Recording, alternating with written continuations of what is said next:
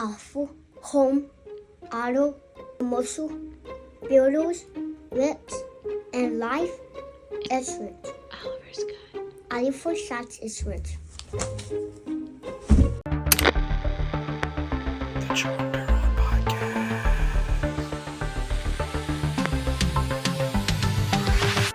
I want y'all to know I'm grateful for y'all to be on the show. Thank y'all so much for coming on the show. Yeah, of course. Thank you for having us. Yeah, thanks for having us. It was cool to meet y'all at 701 Yes. and to literally sit down and say, hey, you know what? You want to come on? And that's kind of where I'm at with it. I think it's super important to have people on that share passions. And I just want y'all to know it's going to be a good show. And the people that watch, whether you download, listen, or even going into using my content for the podcast, I don't mind it. Have fun with it. You know, a big part of me is I just wish you would also highlight people that are just every day in the community. LT from Craft 701 or 701 Craft, go back and forth, whatever. But I also want to add in that highlight like Ian that works so hard to be a professional bartender and a manager of his work. Go highlight Randy that works at Circle K. Go highlight people, Patrick that owns the grocery and him being an archaeologist and how much money he gives back to the community. I just want y'all to know, like, use the content, but also I want you to start highlighting small business owners like Brandon Brosh that owns Our Golden Charisma, April that owns Love Ivy, Miners Toy Stores. There's so many people you can highlight, but going forward, have all you want content anytime you want to write a story, whatever you want to do. It's always up to you to do it. I think that's something that I want to just address that now.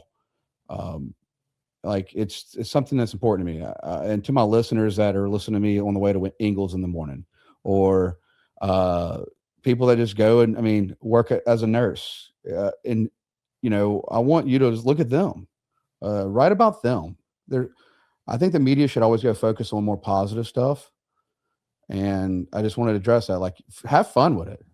I appreciate y'all for over the last 7-8 years of watching the show, but I know it's important that, you know, a story if you write a story, just don't forget about the small business owners and the people that, you know, keep this place alive. And that's the whole state of Mississippi to me. With that being said, it's Sarah Satjit Adlakha. Yes, very good. Sarah's running for U.S. Senate. Yep. What's the difference of U.S. Senate versus a senator down here? So state senator. Yeah. So the U.S. Senate is a federal representative at the federal level for Mississippi, and the state senators represent at the state level. So I'm running for the U.S. Senate. So it's a statewide election. It'll be everybody in the state can vote for their U.S. senators, for the federally elected officials. So I would be working in Washington and doing the federal policy instead of state policy. Okay. Also, guys, I got a little echo back here. That's that laptop. Oh, is it? Yeah, that's what Is you it hear. echoing? Yeah, a little bit. Hold on. Be right back. All right. Sadi. Yes, sir. Who you are? So my name's Satjit Adlakha. I'm married to Sarah. We've been married for 23 years. I'm a cardiologist here on the coast. Been practicing here for about 12, 13 years. And with Sarah over here, we've also been taking on the project of Legacy Park. So that's just kind of a little bit of who I am. What is cardiology? What does that even mean? So it's the greatest organ out there. Cardiology is basically, taking care of the heart. Okay. So there's basically like 3 things to the heart. Number 1 is the plumbing, which is what I do. That's all the blood flow, putting in stents. There's the electrical circuits, where people have these ablations where their heart goes into funny heart rhythms. Cardiology. And then there's the muscle itself. So basically cardiology is just kind of managing all aspects of the heart. And actually it's also other blood vessels too, as well. So in the legs and so forth. So just kind of managing those kind of things. All right. We're going to get into you running for Senate. Okay. But how did y'all meet? Like, what's the story about? Like, what's y'all's backstory? Like, where you from? Where you from? And how'd y'all meet? Okay, so I'm from Alabama, and I went to college in Alabama as well, and then I decided to go to medical school, and I was going to go on a big adventure. So I went out to California to medical school, where I met Sadi, and we met. Embarrassing. So on the first day of school, we were in our what class was that? It was Microbiology. No. You gotta have that mic. Oh, I think it had to be pathology. Okay, We're looking at slides. It was okay, in pathology lab. So I was at a table with a couple of friends, and all of a sudden he comes over and he sits at our table, and we're like, "What are you doing, man? Like, we already have our group. You're not a part of it." And he just muscled his way in there. And it was a little while later when he finally got the courage up to let me know that he had come over to sit with me because, well, I don't know why. You know, that's why we're here today. So yeah, basically, so I was born in Canada and I moved to California when I was young, about 7 years old, and grew up in California, and decided I want to go to medical school. And so I had matched into the medical school over there, and that's where I met Sarah. And yes, I definitely went over and sat down at her table in pathology, and took me about a year to ask you out. It was a little while. Yeah, that was like 7 or 8 months. Yeah. Did you like slide a note? I mean, come on. No, it was really funny because he would hang out with me and my friends all the time. And then, and yeah, he was always like, "Oh, I have to tell you something. I have to tell you something." And I'm like, "What did you just tell me? What is it? What do you need to tell me?" And then finally one day, I told her, I said, I really liked you, and I'd love for you to go on a date with me. And then we started dating in medical school. And I think we got married in medical school in our third year. Our third year, yeah. We were doing rotations out in Arizona at that point. But that was like residency, right? No. It was still medical school. So we got married before we graduated. Broke as. Oh, completely broke. No money. Yes. Like, and we got married, and then we decided we needed to get a dog. Of course. I mean, I don't know why married people always do that. Yeah. Because, you know, we couldn't have kids. We didn't have any money. And so we got a dog, and I already had a cat. So we had a cat and a dog, and we owned nothing. And we just, we were going on rotations, and we each had a car, and we would just pack up our car with our clothes and our cat and our dog, and just drive to the next hospital, wherever we were doing our next rotation. We'd go to rent a center. We'd get a bed, rent a bed, put a bed in there for, paying a monthly, $20 for a bed. Because we'd rent an apartment and we didn't have any furniture. We had no furniture. But before that, I think the more interesting story is, so when we were in medical school in the third year, we didn't even have any money. And my parents were not so excited that I wasn't marrying an Indian girl. And so amongst all discussion, it was probably felt best if we eloped. So Sarah and I eloped in a hot air balloon over the desert. This is sick. And so landed it in the desert, and we they had some mimosas out there for us and some breakfast. And then it was really funny because we'd go on there, and the guy who who married us, his name is Bruce. We actually called him. His son does the business now, and he's like, we called him like just to wish him, tell him he was getting married. But we were on this hot air balloon, and all of a sudden there's like 50 balloons going up all at once in the desert. And so the guy, we had nobody with us. The witness was one of the people who worked for him, and he was a pastor and a pilot. So he would start talking. He'd be like, "Do you so-and-so?" And then he'd look around, make sure he goes to hit any balloons, hit the burner. The balloon would go up another 50 feet. Then he'd be like, "Okay, hang on." And then we did this the whole way. And then all of a sudden he goes, "Okay, we're about to land. Can you go put Sarah in the corner? And you just need to hold on to her." Hold on to her. Because 10% of people apparently are ejected when the hot air balloon hits the ground. Because it doesn't come come down nicely. It bangs on its side and skids. Yeah. So we got married. We did that, and we said, we had the worst headache after that. Probably from all the gas that came. And so instead of going on a honeymoon, we went home and went to sleep. Yeah, we didn't have money for a honeymoon for a little while after that. So we eloped in med school. But later on, we had regular. We had a regular Indian wedding. I introduced she came down and saw my parents, and then we had a big Indian wedding after that. How long did it take y'all? So when did y'all start making, like, I don't know, now it's like what, $75,000 a year if you, like, once you become a doctor, you get. Oh, in your residency? Yeah. Yeah. Well, we didn't make that much in residency. I think in our first year we made $30,000. Yeah. So after 4 years of medical school, then we did our residency, and yeah, and you start making some money during residency, and then they let you defer your loans as well during residency because there's no way to pay back your loans. You're not making enough money to pay back your loans during residency. So we did that. And then like his residency, because he had to do his 3 years of residency and then 3 years of cardiology, and then how many years? 1 more year of interventional. Yeah. So he had like 7 years of residency, but I was working as a physician before. Yeah, he did 4 years. We went to the University of Arkansas for a year, and then both decided. I was an anesthesiologist, and she was in physical medicine and rehab. And after the first week, we said, "Oh, we can't do this. We got to switch. I want to be a cardiologist," and she says, "I want to be a psychiatrist." So then we matched at the University of Iowa.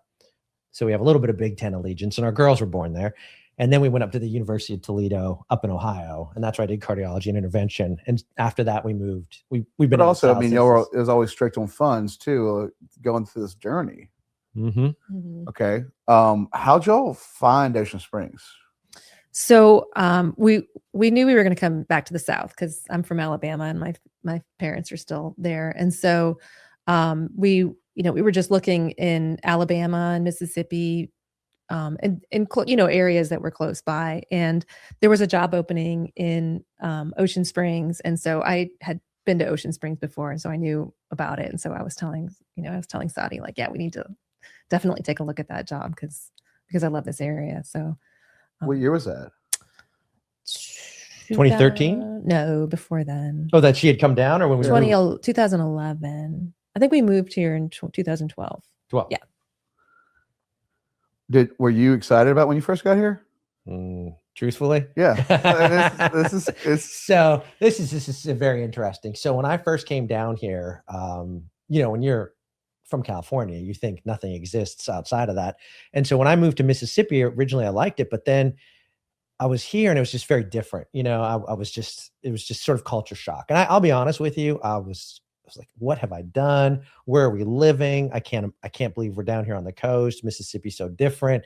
I honestly did not like it for the first 6 months. I just was like, I wanted to move.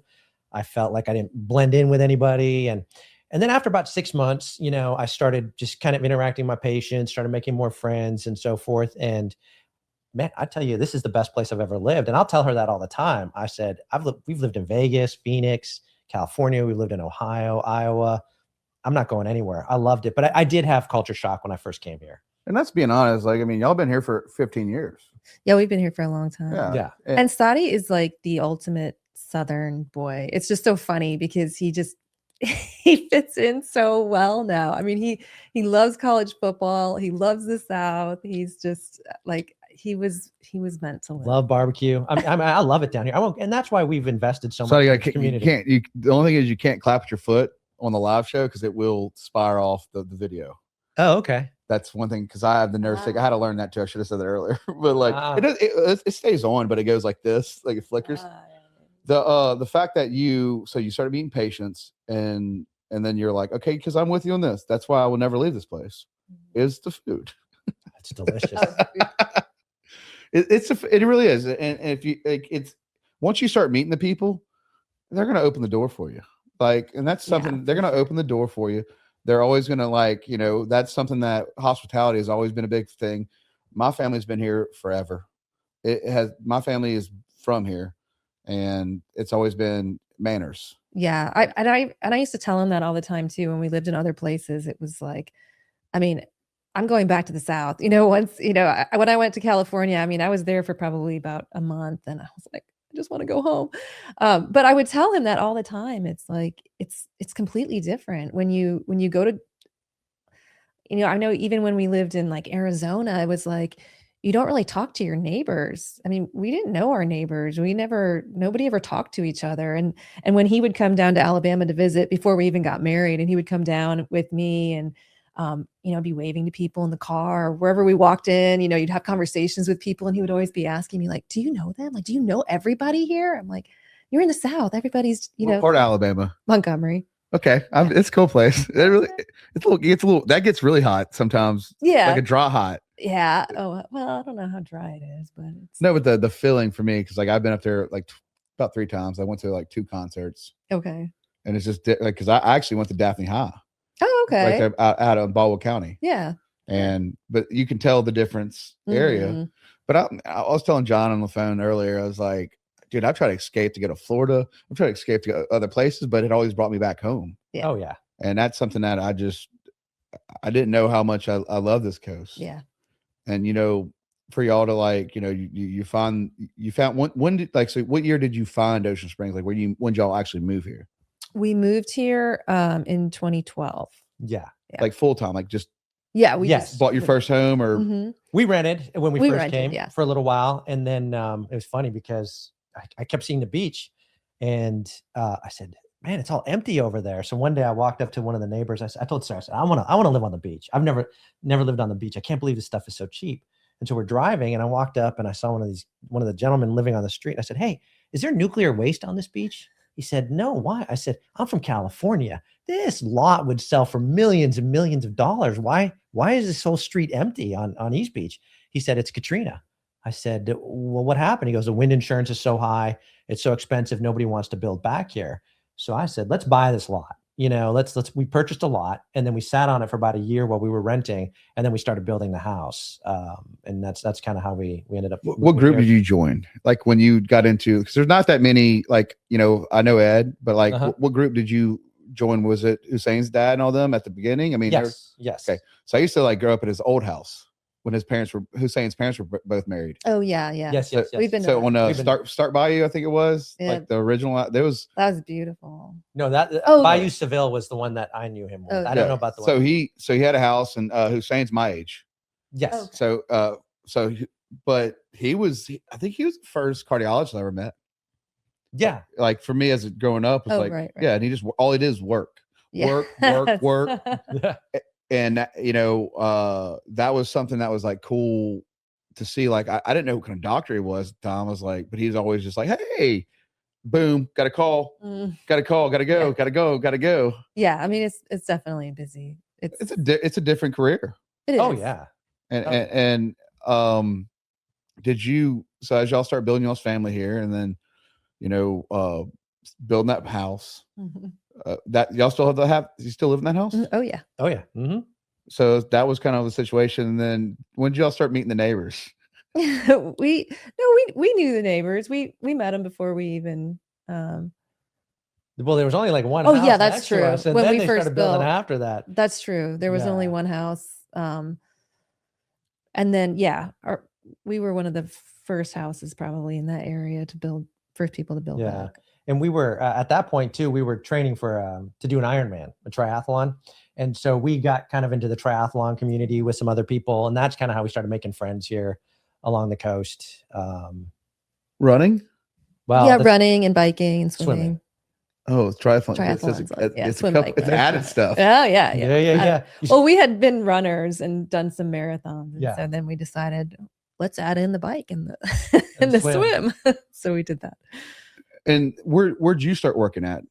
So I when we moved here, I wasn't working at first. And I was actually writing. I actually have published a couple of books, but then when he wanted to start his own practice, and I had already run my own practice as a psychiatrist, and so I was like, well, I'll help you do that. So I actually was the one who kind of helped him get his practice going, and I've been running the business side of it since then. So you want to go all on, you just like, let's go. Yeah, he wanted to. Yeah. Yeah. Run your own business. Yeah. Absolutely. It's nothing like being your own boss. Yeah. Except for you is like, I sell insurance. So like medical insurance is outrageous. Oh, I mean, it's outrageous. Yeah. It is. It's outrageous. It is, not Jay is a buddy of mine. Jay over at Sing River. Oh yeah. Yeah. So, it's like he wanted me to quote his insurance. I'm like, and Jay has a passion. And that's one thing is Jay's like, he don't really go by the doctor name, but the work he's done, he's really passionate about what he does. Mm-hmm. He's a hard worker. One thing I love about Jay is Jay would pull up because we were in Neptune together, and Jay would pull up in like a Lexus.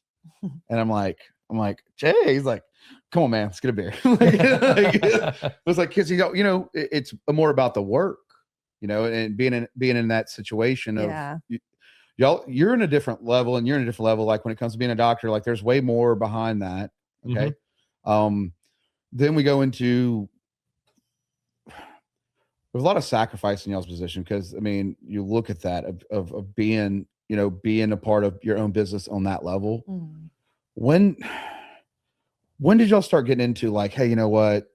Sarah start talking to you about running for U.S. Senate. Like, I mean, this doesn't happen overnight. Yeah. It's not an overnight decision. Sort of. It kind of was. Really? No, it's not an overnight thing. So for us, it was very much like being in healthcare is actually one of the reasons I stepped into politics. So I don't have a history in politics. Obviously, I'm not a career politician. This is the first office I've ever run for. I don't come from a family who's overly political at all.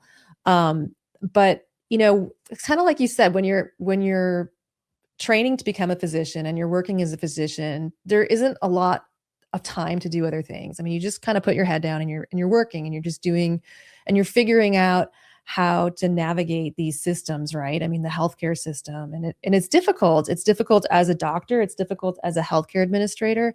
And it really wasn't until probably about 5 years ago, our youngest daughter was adopted from India 6 years ago. And it was about 5 years ago that she has a lot of medical issues. And so I really started having to navigate that healthcare system as a patient, or, as the mother of a patient. And it was so incredibly hard. I mean, it was, even as somebody who has dealt with health insurance for decades, from a physician point of view, from a healthcare administrator point of view, it was so hard for me. And I spent months. I mean, one of her medicines, it took me 6 months to get approved. I was fighting every single day with the health insurance company. I was calling them constantly.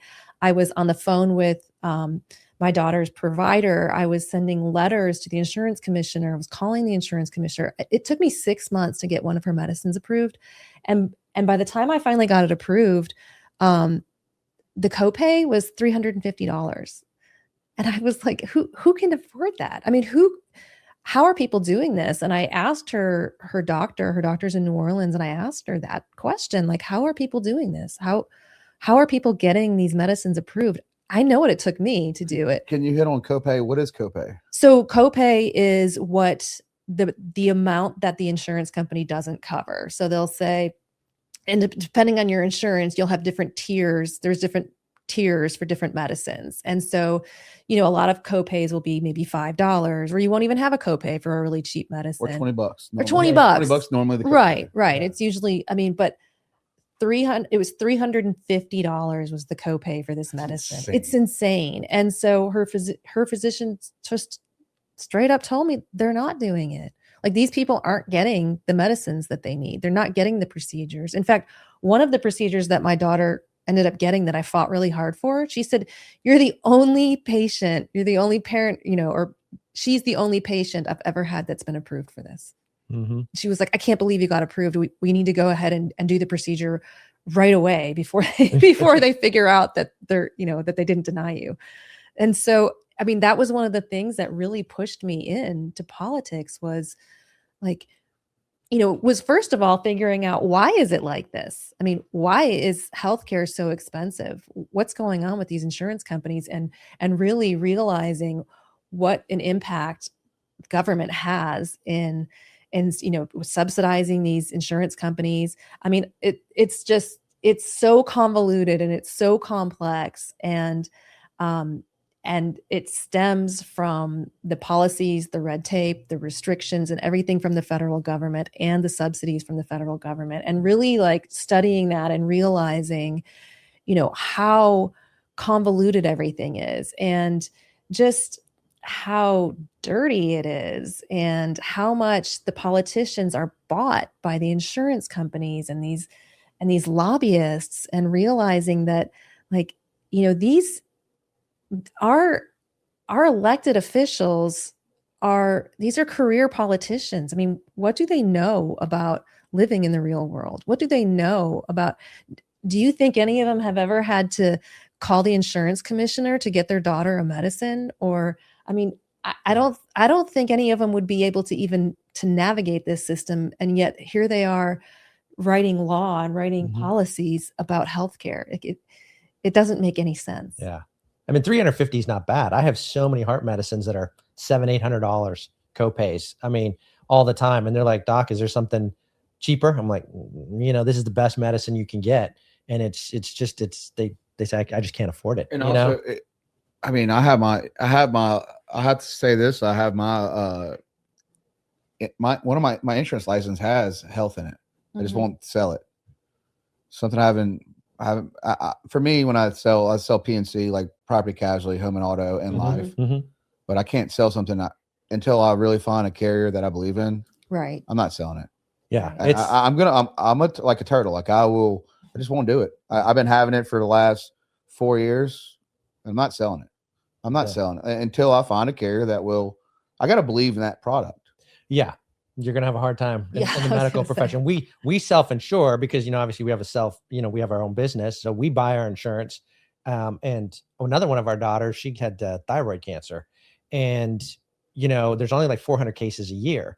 And so we took her to pediatric thyroid. So pediatric, it's very very rare. And so we took her to Philadelphia to Children's Hospital. Still the kid. And make it right, make it happen. And so we would, like, our insurance company would keep saying, no, we're not going to pay. We'd get texts in the morning, you owe $200,000 to Children's Hospital of Philadelphia. I said, what about the insurance? The hospital knows how to work around the insurance. They would call us and they would say, get on the line with us and say this, and this to your insurance carrier to get it covered. I mean, I have good insurance, it was just ridiculous. And so, if we're having trouble, your average Mississippian is getting destroyed. You know what I'm saying? Yeah. And that's the sad part. I was very blessed to be a part of Shriners with my cerebral palsy.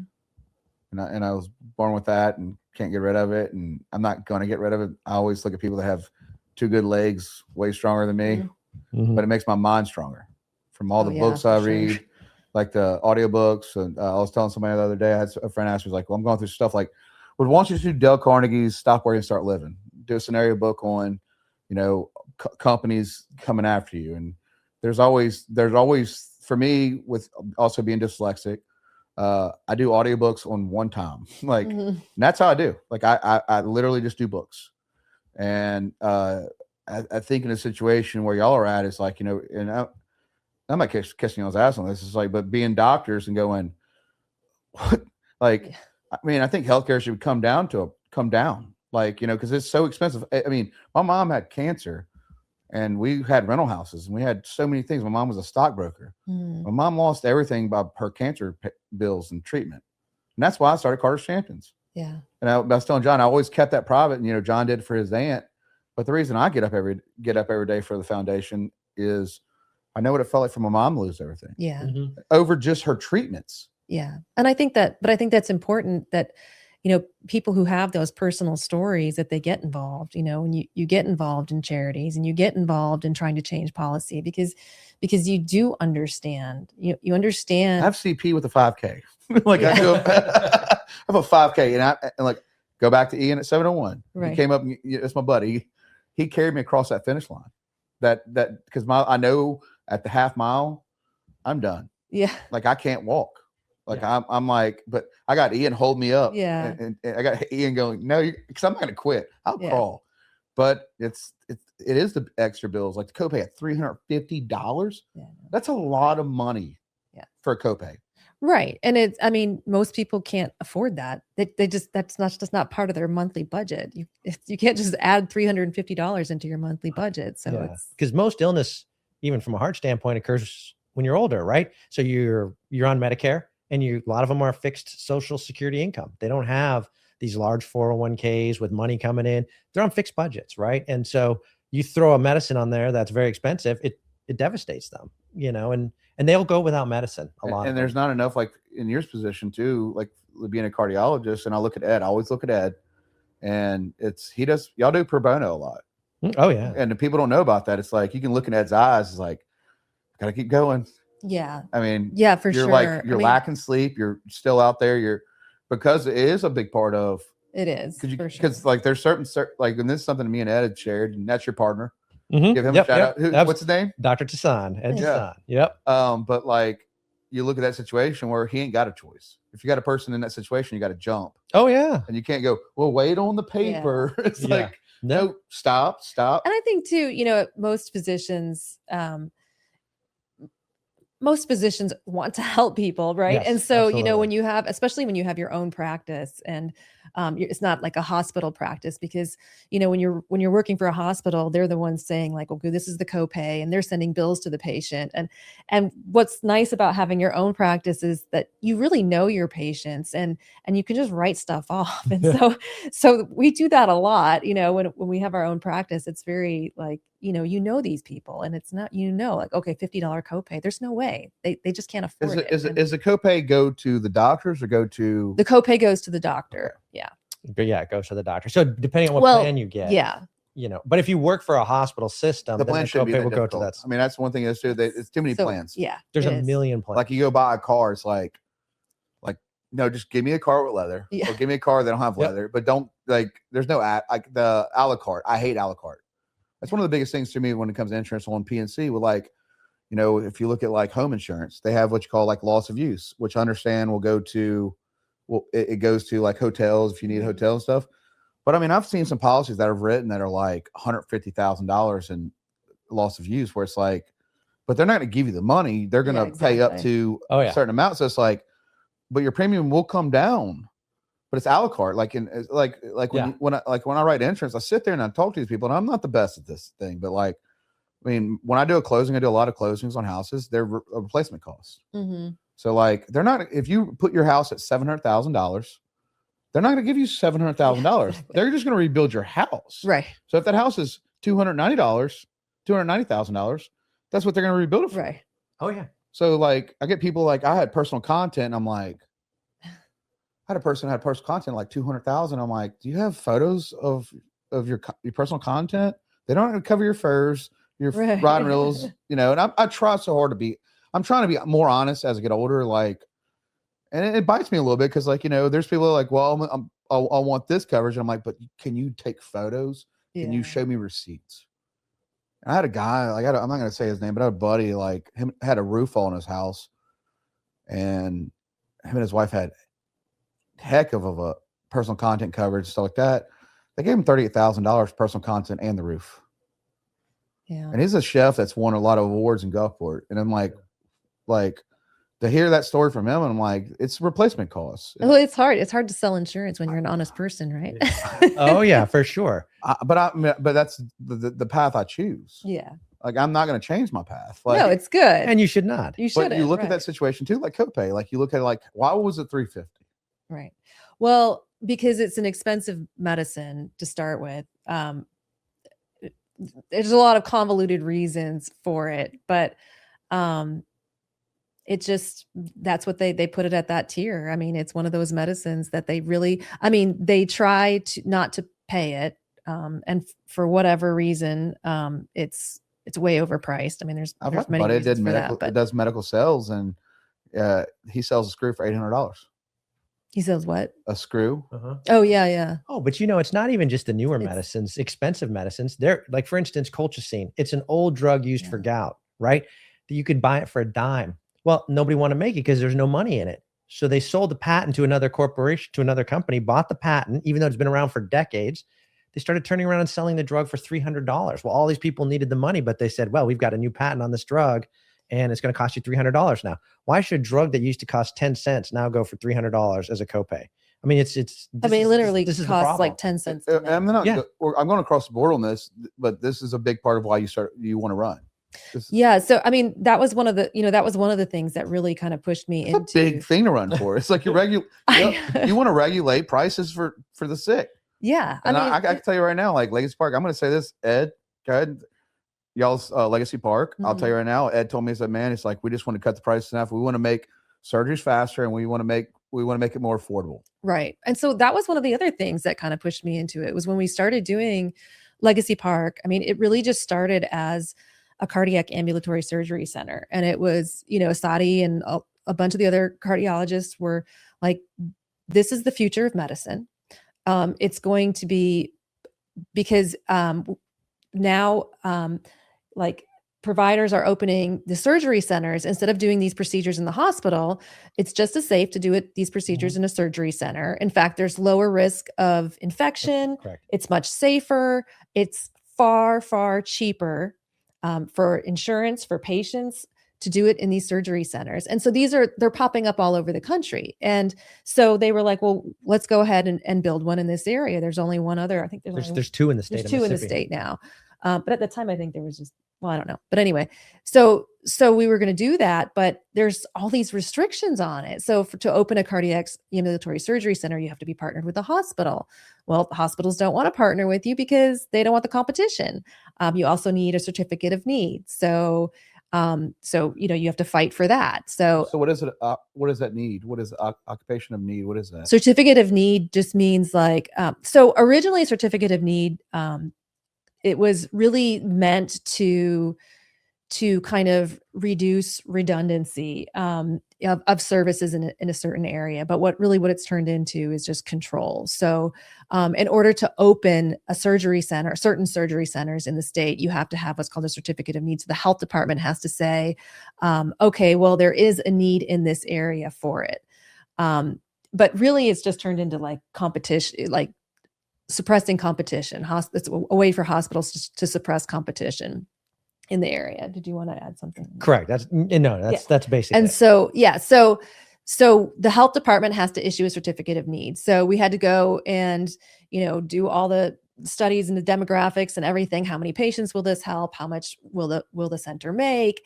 How much will things cost? And you bring it to the health department, and then they said, okay, yes, that sounds great. They gave us their certificate of need, but then it can be contested. So the local hospital contested our certificate of need at the state health department, and they said they sided with us.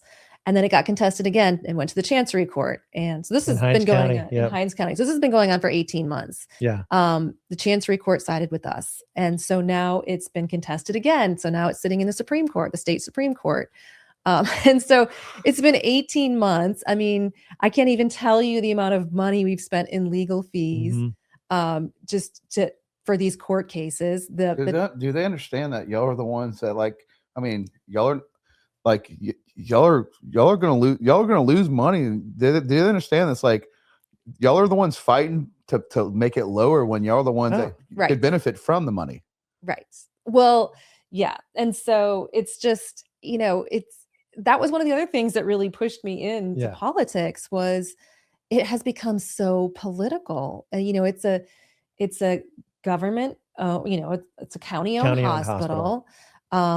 They're fighting against private enterprise, and so it just becomes without competition. I mean, competition lowers prices. Competition, it improves value. It improves, the services that you get. And so, it's just, if we want these things for our communities, if we want these things in our county, then somebody has to fight for them. And so we are. Yeah. I mean, it's that's Mississippi's one of the worst states for healthcare. I mean, our deaths from heart attack and stroke is tremendous. Our diabetes rates are through the roof. Our obesity rates are through the roof. We need doctors. We need healthcare. There's many services, even on the coast, as developed as it is. We don't have doctors here. It's hard to get into a neurologist. It's hard to see a kidney doctor. But Sadi, like, how many of your friends that are in your position? Because ain't cardiologists like the top level of like a doctor? You're up there. Well, yeah. But it's one of the high. You have other friends that feel the same way. What you do with Ed, and you have your other partners, but like y'all are really trying to trim down profits, and this is the right way because people can't afford it. Right. I mean, if you look at people like that are going to be in tons of debt, and correct. A lot of people. I mean, teachers here make $45,000-$50,000 a year. Yes. Yeah, and I'm like, this like, my girl, like, and sorry, Emily, but like, she's got a master's degree and loves education, and she barely pushes 50. Yeah. Yeah. It is. But she loves what she does. Yeah. But I think part of the problem too, like, I'm sorry to interrupt. No, go right ahead. Part of the problem too is that like healthcare itself doesn't have to be that expensive. And it shouldn't be that expensive. It's the health insurance and the middlemen that are causing the prices to go up so drastically. So if you're just talking about the actual price of healthcare, that's far different than what we're charging, what insurance companies are charging for healthcare. Because there's so much money that's flowing through these insurance companies. And these insurance companies actually own, they're not just owning insurance companies, they own the PBMs, which are the pharmacy benefits managers.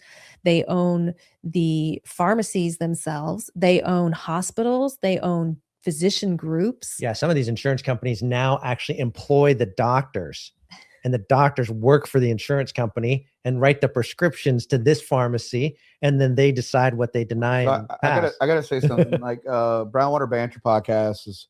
I started podcasting with Jared Seymour, which is he's not a doctor, but he's a nurse anesthetist that met you a few times. Mhm.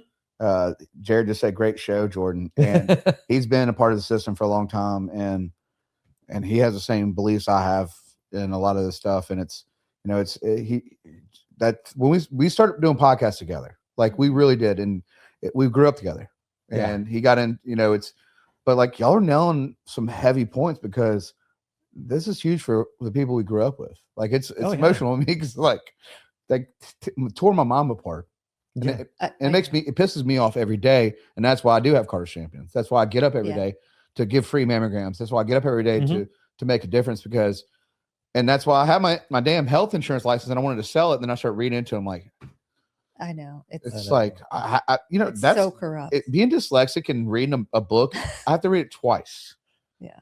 And it's like, and I force myself and I'm like, still never going to put it on until I see a change. Yeah. Cause like, I don't want to rob a family. Cause I know I know what my mom lost. Oh yeah. Like I know and I know that I'm grateful because I just have that mindset of just, let's go past it. But the prices are getting outrageous. And for you to like get in the U.S. Senate, like, I mean, I can see now your emotions because y'all are just telling yourself, like, truthfully, like it's going to like, you're cutting costs, you're going to make less money, but y'all are okay with it. Yeah. Oh yeah, absolutely. And that's, I mean, that's why she wanted to, you go back to that question. You said, well, you didn't obviously decide you want to be a senator in a day. No, it wasn't that. It was all these things leading up to it, right? Our children, our legacy park, working in the government. And so I said, Sarah, we need to make a change. And so we started talking maybe on a local level, right? Like, should we do something, get in local and this and that? And then we're driving. And then Sarah looks at me one day and she goes, you're going to think I'm crazy. I said, I already do. So don't worry about that. And then she says, I think I want to run for the U.S. Senate. I said, you know what? I said, I think you should. You got the skill set. You're a physician. You've run businesses. You balance budgets. I said, I think you do a wonderful job. And I think Mississippi, would be greatly served by her to go in and to try to help these people. And so, I mean, it's important. And I'll be honest with you, people say we have put a lot of skin into this game to try to become the best leaders are the selfless leaders. They might not win the race of popularity, but they're going to win the race of being for others. That's true. It's like, I mean, you don't really like, it's one of the things where it's like, yeah, it's kind of like I said, like I know I can make money of walking on people. Yeah. I know it, but I couldn't sleep at night. Yeah. When I go to bed at night, I sleep well. Yes. Yeah. Because I'm not trying to harm somebody. Like I'm, you know what I mean? Like when I go to sleep, it's like, put on a fire. Let me just chill I don't out. sleep that well. My brain is running a lot of times. Yeah, my brain is running. But I have so my brain runs. So I always tell them, I'm like, because I do get I'll get some spasms here and there, and pain stuff. But like, I just sometimes I don't want to bother her because she wakes up early, if I move. So then I'm like, babe, I'm just going to have a fire in the living room and I'm going to sleep on the couch. Yeah. And she's like, all right, babe. All right. Yeah. But like selfless people like you are in my eyes a true leader. Oh, well, thank you. Yeah. Because it's like you're pushing material things away from you when you're like complaining about what you have $350 in the bank, but you're like, my little girl's going through some stuff right now. Like, yeah. And then you're going, imagine that mom that only makes $250 a week. Right. Yeah. After and I think taxes. that's like, to me, that's the most devastating part is, and it almost makes you feel guilty. I mean, as physicians, we make plenty of money. I mean, I can afford the $350. but I feel really guilty when I go to my daughter's doctor and I say, like, what are other people doing? And she's telling me they're not getting the medicine. They can't afford it. And it's like, I just, life's priceless. yeah. Right. And Oh. it makes me feel really guilty. And I also think about like my own children. You know, we have 2 daughters who are at Ole Miss right now. And then we have an 11-year-old who has some special need, you know, pretty significant special needs. And I think about like, what are they going to do? You know, or I think about kids when like graduating from high school and going and starting their lives, or college and starting their lives, and you can't afford to live anymore. I mean, like there's, how do you buy a house? You can't afford to buy a house 50-year anymore. And mortgages, it's like, you know, yeah, now we've got 50-year mortgages, and it's like, I don't want to leave this to my children. I don't want this to, at least not without a fight. So I lost so much money. And it's, I mean, to me, I mean, it was like, I mean, I don't know. I'm still in debt, credit card debt for having a mattress store in Gaucher, because I had one right next to Body Quest. And I mean, it probably put me and Emily in about $50,000 worth of debt. And we're climbing out of it. But I was like, I had that mattress store for 8 years. Yeah. And then COVID hit. And they told me to shut it down. And I'm like looking at her, like I'm getting up every night. I still got employees. Like I'm just like, I did the PP, but I did it the right way and gave the money to my employees. And then it was like, then I just make sure because they have house notes. They have other stuff. My landlord never missed a payment.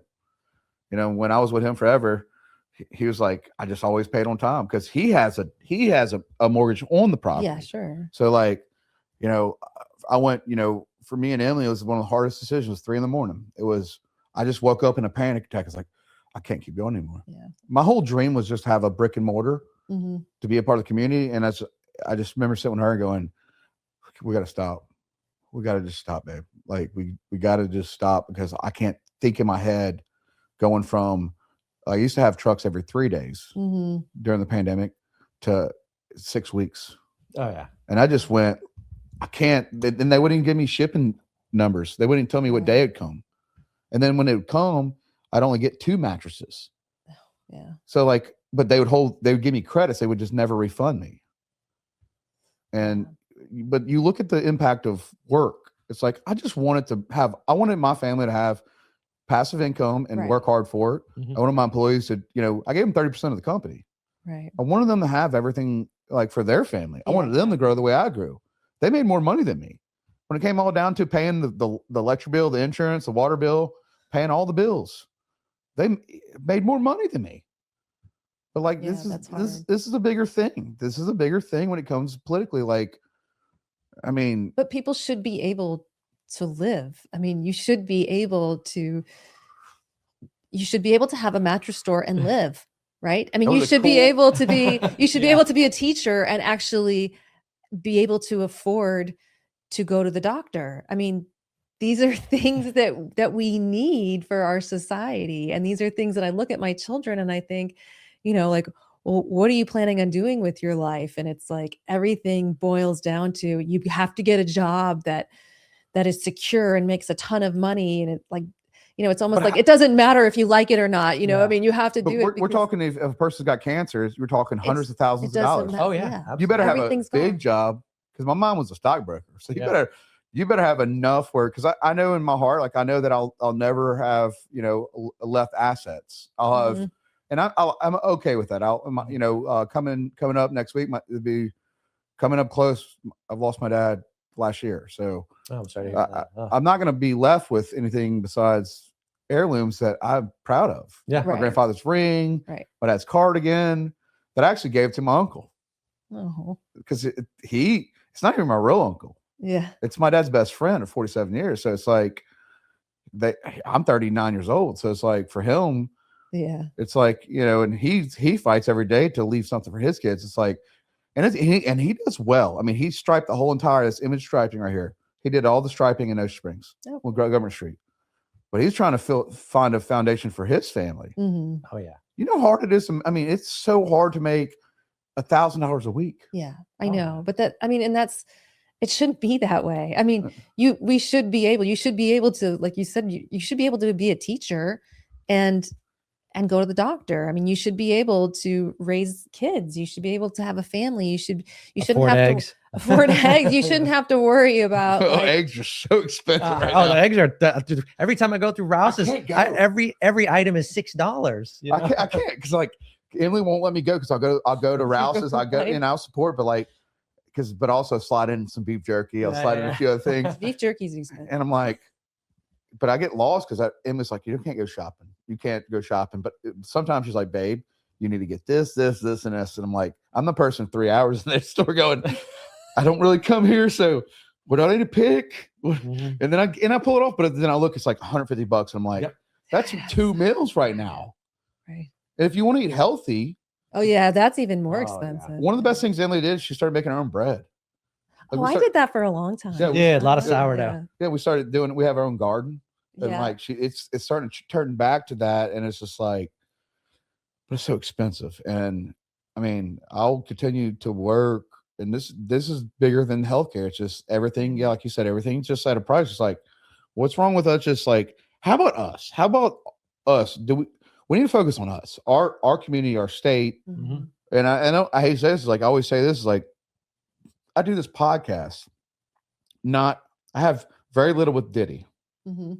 So I'm not going to talk about Diddy, but I'm going to highlight the person on this coast. And then January 6th, I'm moving, and a lot of people don't know this, but January 6th, my stepdad did make me like I am going to Jackson.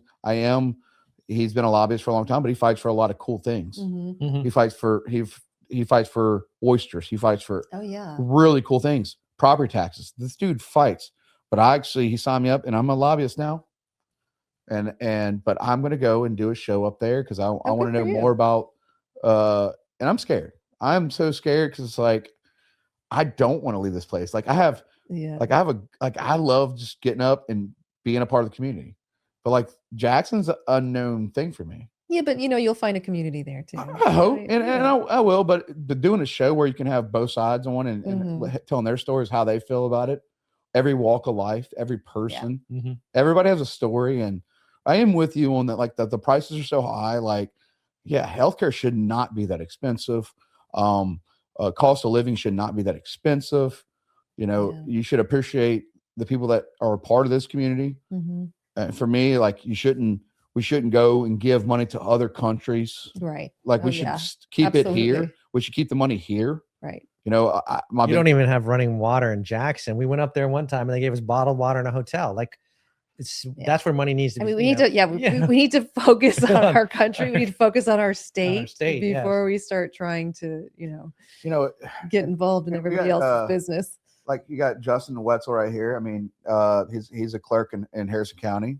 He loves the show, and he goes, heck yeah, interviewing. I can't even pronounce that.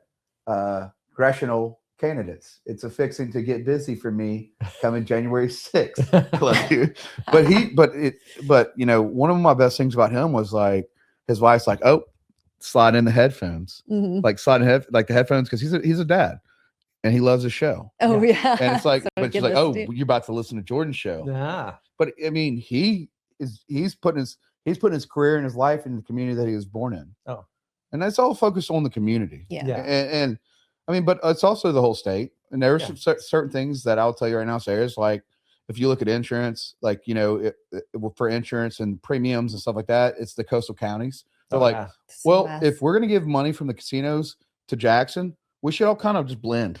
Mhm. Because guess what? It's a sacrifice, but it's a blend. Right. You should carry the weight the way we carry the weight. Mhm. Mhm. I mean, I did a mom that I still do, and I keep telling her son to sell the house and move it north of the interstate. Mhm. But she's she was a retired school teacher with dementia, and her flood insurance for a $200,000 house is $5,000. Oh yeah. And And I'm like, dude, That's a sell that. mess. Justin, do me the best thing ever. Sell the house. Yeah. Mhm. And then move up away from the flood. Yep. But that's his family home. So I understand where he's coming I from. know. And it's paid for. Yeah. But I'm like, it goes larger and larger and larger where you got this lady that's got dementia that she pays $9,000 a year for insurance. And I mean, yeah, I make 10 to 12% commission. Yeah. It depends on the care, or sometimes 7%. But sell it, and I'd rather write your insurance at $2,500. Yeah, I know. Oh yeah. Like and I'd rather make the 250, not the 900. Right. But if life's not all about money. No, it's not. You can't take it with you. Nope. And it's just so much in a situation where that was the other night. And this is not a paid come on podcast stuff. This is about that I was intrigued by, like, how do we live going forward? How do we have I mean, we do battle with material, like people do want material stuff. I mean, we buy all the time. Yeah, I mean, we're a culture of consumers for sure. But to live every day, live every day, doesn't matter how big your house is. Right. I want to be the guy on the boat that has his friends with him. I don't need a big boat, $1 million boat by myself. Yeah. That'd be kind of boring. Yeah. No, I'd like it for a week. Yeah, you'd like it for a week, and then it would get old. Yeah, it's about friends and family. I think at the end of the day, and most people, when I have a lot of patients who are elderly, and they'll tell you when you ask them, hey, what's the most important thing to you, and they'll all say, I wish I had spent more time with my family. I wish I did more things. I worked all the time, and I was just always so busy, and it's not important at the end of the day. What Oliver, he was premature, 8 months, and I remember going to Hattiesburg because Emily was working at William Carey. And I remember she was actually Pearl River, but she was from that area. The T-Bones right behind there. They created Afro Man's recordings. Very beautiful little small house. But she, when she had preeclampsia, and I remember the doctor, and she was an Indian girl. I don't remember her last name, but she was like, Jordan, can we go outside and talk? I said, yeah, go. So we went to Memorial right off the bat. Like we went straight there from Hattiesburg to the hospital. And so I did. And I was like, Emily, we got to go. Yeah. Well, she was trying to fight me on kind of just discomfort, but we went and I watched my son in an incubator for, a week. I ate nothing but candy. And I didn't sleep. I stayed in the nursery. I'd stay in the nursery because she had that emergency C-section. Yeah. And I was holding my little man's hand, and I was like sitting there watching him being baked, which was grateful because they did the best. They did the best. I've recorded everything. But it was that situation when I grabbed his feet. I'm like, both his feet are moving. Both his toes are moving. He don't have nothing like that. He has nothing like that. Yeah. I was like, because I grew up with that, being surgeries, casts. For sure. And everybody who worked on me at Shriners did the best they could. Yes. They were, but it was in the 90s. So it was like new development. Like it was like learn how to actually figure this out. Right. But that situation for me kind of opened my life to people. Cause I was the kid, until 5th grade, I always had braces on the feet. Yeah. And I always wore the leg brace, and watch people change because once the braces take off, boom, did some class favorites. Right. People had seen a whole different side of me, but at the end of the day, I never forgot this world. But I think it gives you a lot of character too. I mean, it builds character when you go through. I do that, but also with the charity about like how I want to help people. Like, a mammogram is $172. Yeah. And if I can raise money, I'm going to pay for it. Yeah, for sure. Like that's what that whole behind the scenes of the charity you went to was about, us finding a way to get mammograms. Kids are getting cancer earlier. Yeah. And it's coming quick. I know. Oh yeah, we're very Dude, aware it's of cancer. Yeah, it's coming so fast, and it's like, so let me call. I'd rather cold call sponsors to get the money to try to jump in and help. Yeah, for sure. I mean, that's life, but it should be very affordable. Yeah, and it should. Exactly. I know. I think that's the biggest shame is that the healthcare itself is not that expensive. We just have turned it into a business. So much more profit when you go that way. Right. Which I understand, but then you're grabbing the profit, and there's very little room for the people that like there's I think people are priceless, and then you can get the gold and have the bigger house. Bigger the house you have, the lonelier you get. Yeah, you're right. It's like true though. Like it really is true. And so that's kind of why you went. Brad, let's see, Garriga. No. I can't see right now. Sorry, I'm probably going blind.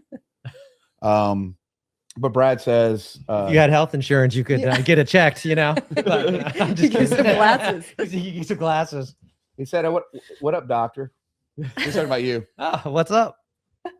But the hardest thing is, so that a big part for you is making sure people can live. Like, Yeah. and that's why you're Yeah, focused on it. affordability for sure. And you look at your husband and you go, I'm running. And he's like, let's go. Well, 'Cause y'all grew up with no money. Well, Well, my dad immigrated. it's He had not- no money, but Yeah, but it's not your money. yeah. correct. Oh, yeah. It's not my money. Yeah, it took us a long time. Yeah. To make some money, because Yeah. I didn't start working till I was 35 by the time I finished training and everything Yeah, like that. So it for was a sure. while. You know, I still have student loans. I still have Yeah, medical loans so- that I still pay on today. A lot? A lot. A lot. It's Can you just $1,000 a month. It's a lot. what's It's a the lot loan of like? money. I had to take out $250,000 to go to medical school, and then I didn't make any payments. It just accumulated interest because I couldn't pay anything when I was a resident. I spent 8 years training, and then they said, "Okay, here starts the payment." So then you're just paying this interest now, and it's just $1,000. We've been paying on it for it's a 30. It's like a house. It's like a 30-year Yeah, note. it's a 30-year note. It's a 30-year note. I just pay every month $1,000. You know. tears you apart though a little bit, huh? You know. Well, I do all the bills. So he So I don't doesn't know. see it. I just I don't see it, but I know it's there. Yeah, he knows it's there, but he doesn't. He's not the one who has to see it every month. Yeah, coming out of the bank account. But it is kind of sad that they charge you so much money to go to school, you know, to learn to help people. And you know, you offset I mean, it's How hard is your job? Like, because you're working in that facility, if you make one wrong move. yeah. Well, you know, you have to pay for malpractice insurance, so that's expensive. That's another, you know, it used to be some of these guys were paying $100,000 a year, doctors, just to have malpractice insurance.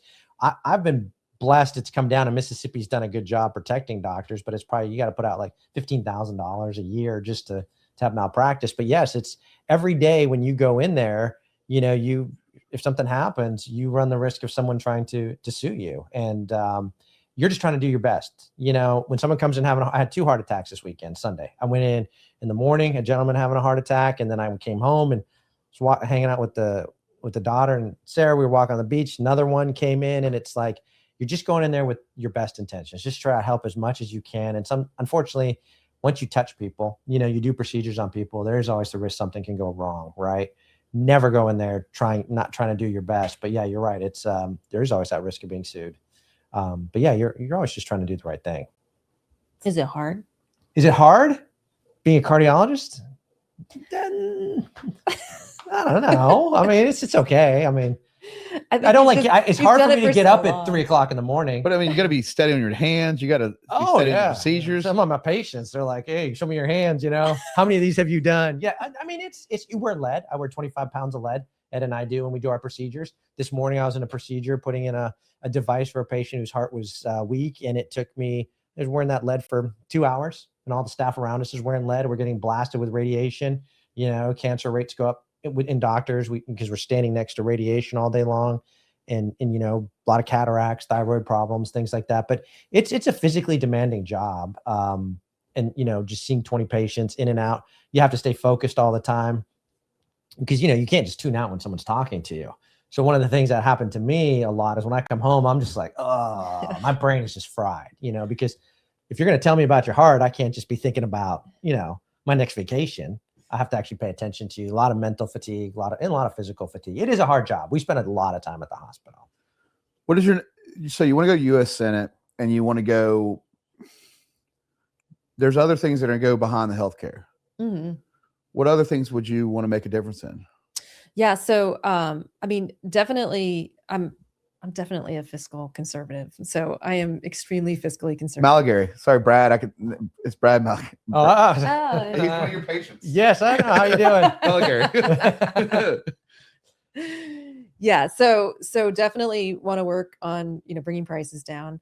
I'm, like you said, I want to keep our money in the US, right? I mean, I want to make sure that we keep instead of sending money overseas, keeping it here. I'm also a big proponent of term limits. That's one of the things I think would make a huge difference in the Senate, in Congress overall. I think all federally elected offices should have term limits.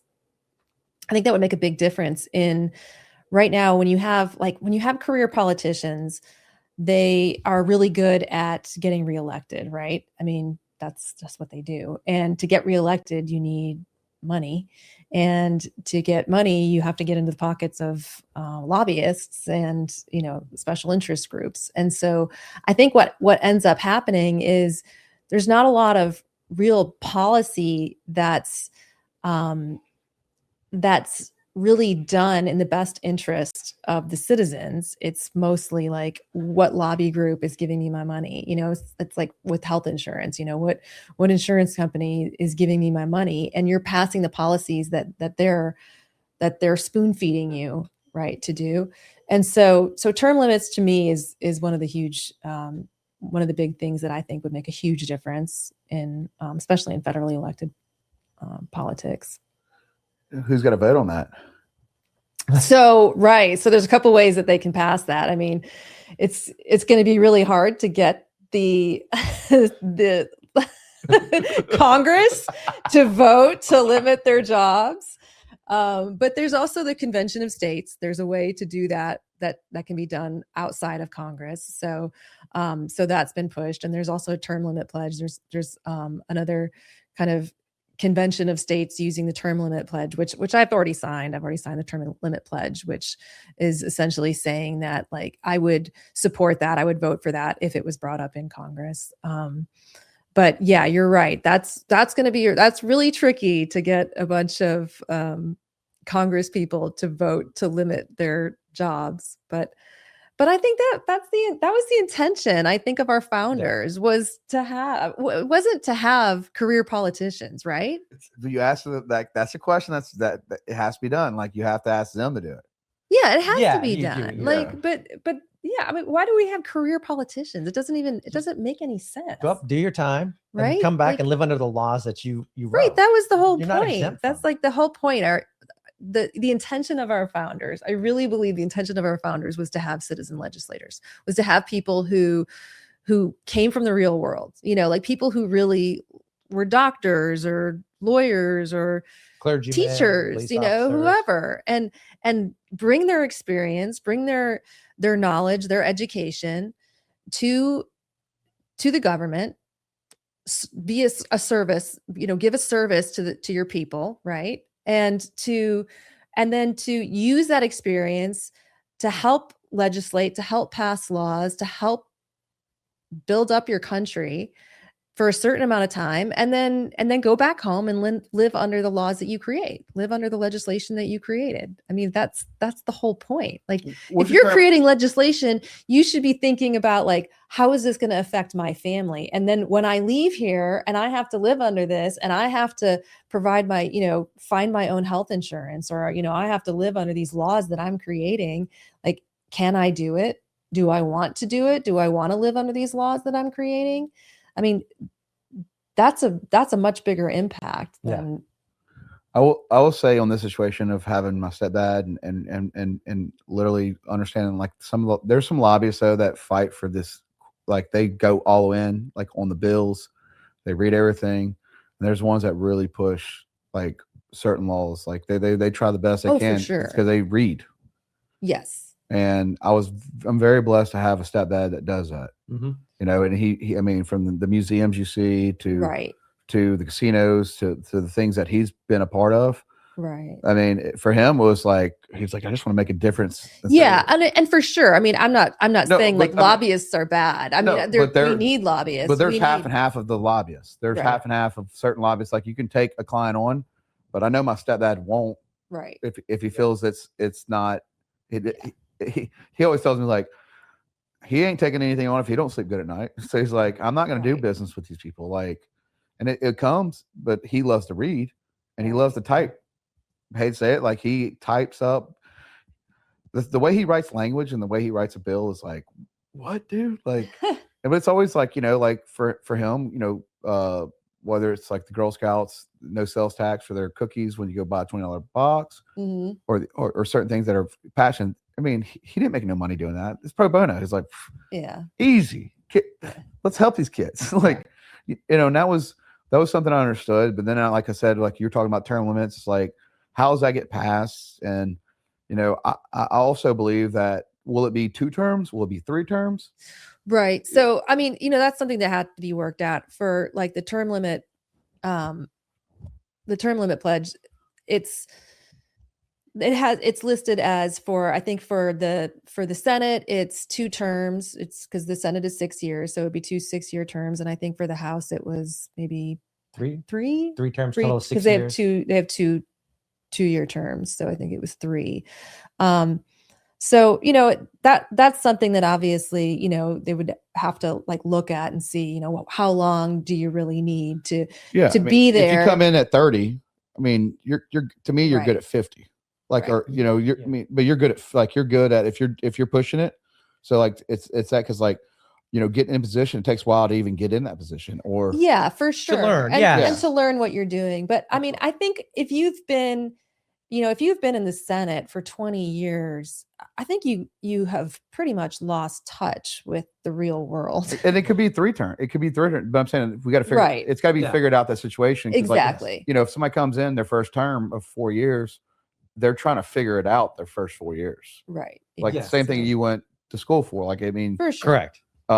but I would, to me, this is just me, it'd be a good 12 years. Mhm. I wouldn't say 40 years or 35 or Right. 30 years, like, but I'm saying, like, there's points of where do they actually, to me, like, where's the disconnect come from? Mhm. How long did it take you to go to school? Like, truthfully, altogether, how long were you in school for? Oh, Lord. So if you include residency, I started high school and Well, 4 years of high school, 4 years of college, 4 years of medical school, and then you did I did 8 years of 8 residency. years of residency. And when did you start getting good? My first year in practice. Because what happens is when you're training all this time, you always have your tending or your boss looking over your shoulder, and they have no patience for you. Move, let me do it, right? So they don't let you struggle. Okay. And so you really struggle your first, not struggle. Struggle's not the right word here. Struggle, I'm sure your patients really appreciate I know. that. It's your first year out when it's just you by yourself. I mean, you have your partners, right? So they're going to back you, but really at the end of the day, you're making the decisions. You're doing most of the work, right? You're that heart attack at 3:00 in the morning. I could call somebody and they could come help me. But a lot of times you're just doing it yourself. And that's really what the hands-on experience. That's where you really learn, was my first year out when I practiced on my own. And you've been running that ship so far. Oh yeah. I mean, unless you got a flu or stomach virus or something like that, yeah, then you call in your boys. Yeah. Like if I'm going to call in sick, I'll usually, or your daughter going. I don't think he's ever called in sick. I call in. I know, but or your daughter going through something because you get a mental. Oh yeah, so that's where Ed and myself and the other guys will cover Ed each would other. Never leave you. They would just. I'll say, hey, I'm going on vacation. In fact, they just call me and they're like, hey, all 3 guys are out at the end of the month. You think you can cover for us? And so we cover each other all the time. So like tonight, I'm not on call. One of the other cardiologists. So we share call during the night. I watch Ed make phone calls from like he did for my charity, and like, and his eyes are rolling in the back of his head, and it's like I had to be there I had to. Yeah. He had no choice, and it's like I'm looking at him like, don't make the phone call. He's like, bro, I got to. I know. Ed, he's like, no. And I look over and it's like, because it's like, it's extensive for y'all. Like, right? I mean, for y'all's practice to like save lives. That's what y'all do. That's what y'all do. Yes. And like, it's a lot of work. It doesn't happen in 5 minutes. No. But that's huge. And so I'm just trying to like go into the situation for you is like way too expensive. You're like, holy, because now you're a part of it. What's your little girl? You're a part of little girl? Which our 11-year-old? Yeah. Yeah. The one's got the special needs. Yeah, she's 11. Yeah. But you're like, for you, it's like now you get to go through the process. Right. You get to see it. You're like, holy shit. Yeah, exactly. Right. And as a mother, different. You're like, what the hell? Yeah. It's totally different. I mean, and it's, I again, you feel kind of guilty when you don't, when you're a physician and you're working and you're doing this and you're trying to get coverage for your patients. It's personal because they're your patients, of course, and you're trying to help them. But, once you become the parent of a child who needs, pretty extensive healthcare coverage, it hits different, and you really start thinking about how other families are dealing with it and seeing and knowing how difficult it is for you that there's a lot of people who are, you know, not even in the same boat as you, Yeah. who don't know what they're doing. Absolutely. Sarah, do you understand though when there's 2 U.S. Senates in the state of Mississippi? Mm-hmm. You're going to carry the weight of not just healthcare. You're going to carry the weight of everything. Yeah. And you're ready for that.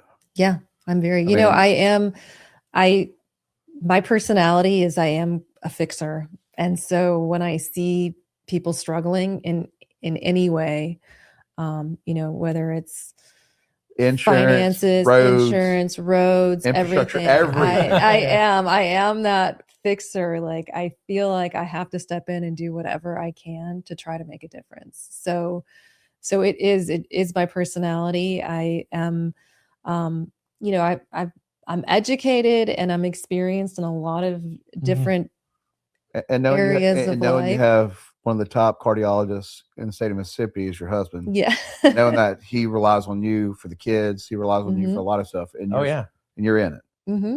And that's, I mean, you're sacrificing a lot of things. Yeah, yeah, we are. We've discussed that, and we've had very In-depth. in-depth discussions about our life and, you know, how we manage things at home. I mean, you know, Sadi does work very long hours, but he's very present at home. I mean, he's very present with our kids. He's, you know, we do everything together. We're partners in everything. So, you know, for us, it's, you know, everybody talks about like traditional roles in families and in relationships and things like that, but we really are partners in everything. So I don't worry about, you know, I don't worry about when I need him to step in to help. I know he's there. When he needs me to step in and help, he knows I'm there. Mhm. I mean, that's never been an issue in our marriage. But your push, and it's going to be always y'all because y'all are a team, but in your push though, it's like, so you've come to terms that this is what you want to do and you're going to go with your full heart. Absolutely. 100%. Sick. Yeah. I mean, I would not be in this if I wasn't. No, you got to be 100% if you're you going to do. do this, because it is a lot of work and a lot of money, you know, I mean, to go down this road to try to help people, you know, and so we're in it 100%. I'm just asking the real questions. Yeah, no, You ask, for sure. Absolutely. And it's good. These are the questions I hardly ever get asked. Yeah, So thank you. it's They're just on top of my head. Like just a dad is going through stuff, and it's like I told you when we met. I was like, I felt. My mom always said we vibe energy, Mhm. and that's true. You vibe a person's energy, and it's not you. I've never seen like look at me. Yeah. Like, you know what I mean? Like to sit with y'all is like, I mean, you're really going. You're going after change, and you're going after big change. Yeah. Like you're skipping small change. You're going Yeah. after the state. Like you're not going after the state. You want to make the state better. Right. Yeah. And so, you know, for me, we talked a lot about it too. And there were a lot of, you know, when we first were stepping into it, it was like, oh, maybe we shouldn't, maybe, you know, and we've always been the kind of people who have said, you know, when we see something that needs to be done, when we see something that if we can make a change, if we can do something that we feel like would benefit whoever it would benefit, and we want to do that, we always say to each other, like, well, should we do it? And then it always comes down to, would you regret not trying? And so for me, that was what it was. It was, you know, this is going to be so hard. And I did get to a point where, you know, before we even really stepped in, where it was like, this is just ridiculous. Like I you know, it's going to be too much. It's going to be too expensive. It's going to be too hard. Nobody knows who I am. Nobody knows my name. You know, how am I going to do this? And it was, you know, and Sadi said to me, like, you're going to regret not trying if you don't try to do this, because it's always going to be in the back of your head. Like, I felt like I could make a difference. You know, you felt like you could make a difference. You felt like you should step in and try to make a difference. And you just never know until you step in and actually try. And if maybe it won't work out, and you know, maybe there's a reason it won't work out, but maybe it will. And if I don't try, I will always look back and regret not regret trying to do it. It's right. Yeah, it's just like, you know, it's like Legacy Park, you know, just trying to get, like, it was a pipe dream. Like, I don't think anyone. How big is Legacy Park? It's big Legacy now. Park's like 20 acres, you know, it's yeah. I mean, How many square foot? oh gosh. I mean, there's going to be 20 buildings on that. We just got a Marriott. We should hopefully be going up on the Marriott here in early next year. Our 25,000 square foot medical office building. It just got concreted in it. The framing's going up. We got a home health. We're building an endoscopy surgery center, a vascular surgery center, cardiac surgery center, bunch of retail restaurants. We got a national chain coffee shop. And so it's just getting bigger and bigger and building. And I mean, do y'all feel like that's y'all's property though? Like when y'all walk it, or y'all? Oh yeah. oh yeah. We walk it all the time. We go out there all but the you know, time. I think a lot of people thought we couldn't do it. You know, and Ed and I remember the conversation clearly. I'm like, you want to do this? And he's like, yeah. I'm like, are you sure? He's like, absolutely. I said, okay, But it was the let's same do it. thing. It was like, should we do it? And it was the same conversation of like, this is going to cost so much money. Yeah. I mean, and we have to invest our own money into this. It's Yeah. not like, I mean, we're putting a ton of money into all this. Well, and you it's say- like, well, for you moving up to if you do, and you're gonna do a fair race, but like you look at a lot of the politicians, their net worths get big, yeah. Mhm. but y'all don't really need it. No, I mean, Over I'm not, time, this is not why I I'm mean, y'all going. are not like filthy rich, but over time, No. Yeah. But over you know time, what? y'all will have y'all be millionaires over time with assets and property and stuff like that. Yeah. But like if Which you're in is fine. I'm not, Yeah. I have no interest or no intention of doing anything nefarious or trying Yeah. to Yeah, so- make but you money would- off of if- Yeah. being in you would office. you would turn down an opportunity to make $20 million in a stock buy. Oh, for Oh, sure. physically? Yeah, Oh, no, yeah, no. But y'all No, gonna make y'all's no. own money. Yeah, we're going to do Yeah. it the right way. And then going back to the other thing in the state, and the reason I brought up Legacy Park is like, this is how much, Sarah, we could have easily put our money somewhere else where it grew, less risk, nothing. We said, we love the state of Mississippi. We're going to put our money where our mouth is and where we live and build it. And so when we pulled out all our brokerage account savings, all of it, like we took everything, we pulled it all out. We did, wetland mitigation with it. We did, architectural drawings. And it's with not it. just And also- $10,000. No, it was a ton of money. Hundreds of thousands. Oh yeah. Yeah, it was a lot of money. I mean, y'all probably be millions in, all said and done.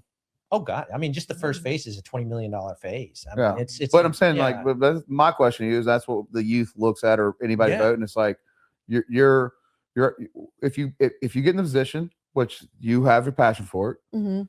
but you're not going out, you're not taking any kind of No. heavy money. You're not No, gonna no. tomorrow. I won't see you at $100 million. No, No, you're not no. gonna. It's not. This is not. Yeah. Yeah, No. no, we're- I we're- just. yeah. You know what? I do. I want to serve. I want to serve my country. I want to serve my state. I want Mississippi to be. I want Mississippi to have a real seat at the table. Right. Like I want Mississippi to be the state that other states are looking at and like, how are they doing it? Like, how did they do that? Like, that's what I want for Mississippi. And then I want to come home and I want to live my life in Mississippi with my family Mhm. and retire here. Like that's what I want. I But don't. you can already retire now if y'all do your money right. Well, yeah, we could, but then I'm always going to look back and be Yeah. like, why didn't I try? Yeah, Why didn't exactly. I? You Like, know? like I said, we took our retirement, a lot of it, that we were saving up for our future, and say, hey, let's put it into the Legacy Park, and part of it too now is like let's put it into this campaign to make the state great. Would y'all come back on the show? Absolutely. Yeah, for sure. I want to say thank y'all to Sarah and Satjit for coming on the show. Like I said, I'm gonna go back real quick. If you ever want to use my content for any articles or whatever, it's fine. Just make sure you find in your heart to write about positive stuff too. And I love you guys, and I'll never stop doing the show because I hate doing the show. Yeah. I truly like it brings me to a level to do it, and it's for my audience, and I'll never stop. Keep up the fight. Yes. It's a good platform. It's cool to be a part of this, and I want to say thank you to my listeners. You're going to work tomorrow. I love you. Keep working hard. Getting audiobooks. Don't stop worrying. Start living. Dale Carnegie's a good one to get through. You can do Seth Godin. You can do marketing. I think it's why marketing. Seth Godin is the why. You can do so many books, self-help books, so many other books that you can just really hit on you. Atomic Habits has been a big part of my life. Change one thing every day in your life to do better. We're not perfect people. I just want you to know I'm proud of y'all, and it doesn't matter where you work. I don't care if you're cleaning toilets or working in a grocery store, bartender, but try to be the best you can be every day. And it shows in a person. Be excited about every day you get up and go to work. And love you guys. I want to say thank you so much. You can pull Sarah up in the description below and find her website. You can reach out to Sarah or can reach out to me. I love you guys. Thank you so much. Peace.